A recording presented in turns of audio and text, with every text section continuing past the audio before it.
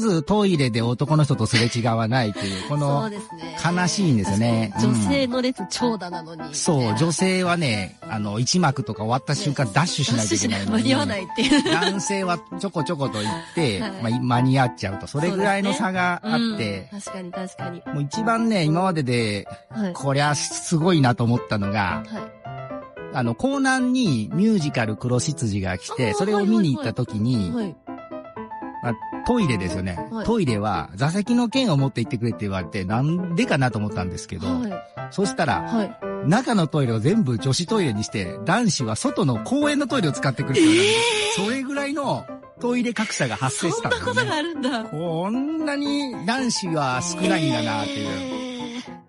黒執事でもそうなんだ。黒執事でもそう。有名ですよね。宝塚でもそうで、